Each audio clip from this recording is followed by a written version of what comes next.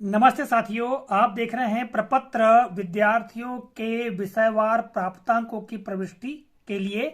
ये कक्षा 5वीं हेतु और यहाँ पर देख रहे हैं कक्षा 8वीं हेतु। साथियों, कक्षा 5वीं एवं 8वीं के विद्यार्थियों के अर्धवार्षिक परीक्षा के प्राप्तांकों को पोर्टल पर प्रविष्ट किया जाना है। उस हेतु ये जो प्रपत्र दिया गया है, इस प्रपत्र में प्रविष्टि करना है। तो आइए इस प्रपत्र के बारे में जानते हैं। साथ ही राज्य शिक्षा केंद्र के द्वारा जो पत्र जारी किया गया है परीक्षा के प्राप्तांकों की प्रविष्टि हेतु, उस पर भी हम दृष्टिपात करेंगे।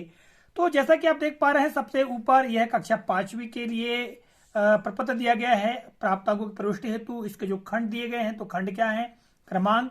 इसके पश्चात यहाँ पर देखिएगा स्कॉलर क्रमांक, अर्थात विद्यार्थी का दाखिल खारिज क्रमांक यहाँ पर भरा जाएगा। इसके पश्चात विद्यार्थी का नाम, फिर विद्यार्थी की समग्र आईडी। आगे देखिएगा प्रथम भाषा के प्राप्तांक, अर्थात प्रथम भाषा हिंदी है, अर्थात हिंदी विशिष्ट के प्राप्तांक यहाँ पर भरे जाएंगे, अर्थात विद्यार्थी जो अंक प्राप्त किया है।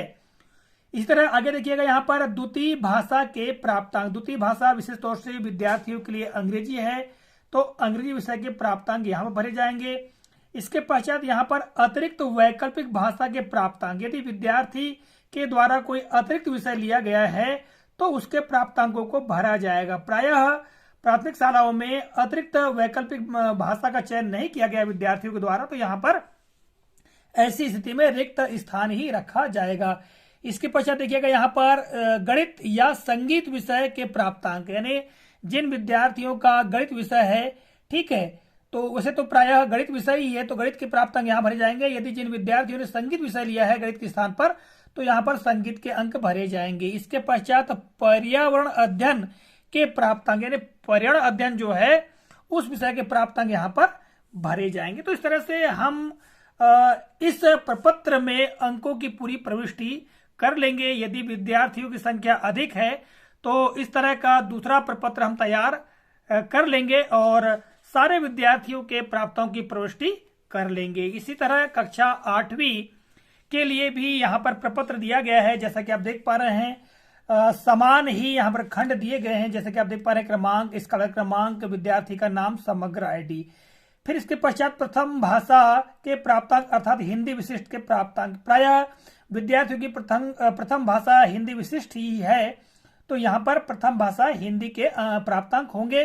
फिर यहाँ पर द्वितीय भाषा के प्राप्तांक, द्वितीय भाषा के रूप में अंग्रेजी का चयन किया जाता है, तो यहाँ पर अंग्रेजी के अंक होंगे। और तृतीय भाषा या चित्रकला के प्राप्तांक, यदि विद्यार्थियों द्वारा तृतीय भाषा संस्कृत का चयन किया गया है या फिर चित्रकला का चयन किया गया है, तो उसके प्राप्तांकों की प्रविष्टि यहाँ पर की जाएगी। आगे देखिएगा गणित अथवा संगीत विषय के प्राप्तांकों की प्रविष्टि यहाँ पर होगी।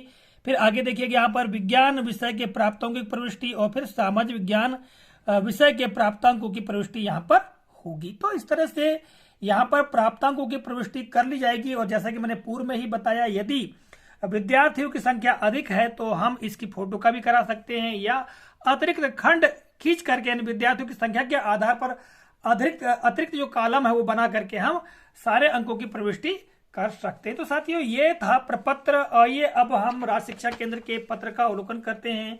जैसा कि यह पत्र 6/12/2022 को जारी किया गया है। विषय वस्तु है कक्षा 5 व 8 की अर्धवार्षिक परीक्षा सत्र 2022-23 के विषयवार प्राप्तांकों की परीक्षा पोर्टल पर प्रविष्टि बाबत। तो प्रविष्टि करने के संबंध में जानकारी दी गई है और यह प्रपत्र दिया गया है, जिसके बारे में मैंने आपको बताया। यहाँ पर देखिएगा विवरण विषयांतर्गत लेख है कि दिनांक 7 नवंबर से 16 नवंबर 2022 के मध्य 5वीं एवं 8वीं की अर्धवार्षिक परीक्षा का आयोजन समस्त शासकीय मान्यता प्राप्त, अशासकीय अनुदान प्राप्त शालाओं एवं मदरसों में किया गया था। हमको ज्ञात है कि 7 से 16 नवंबर की अवधि में अर्धवार्षिक परीक्षा संपन्न हुई है। और आगे कहा गया है कि अर्धवार्षिक परीक्षा में विद्यार्थियों के विषयवार प्राप्तांकों की प्रविष्टि परीक्षा पोर्टल पर की जाना है।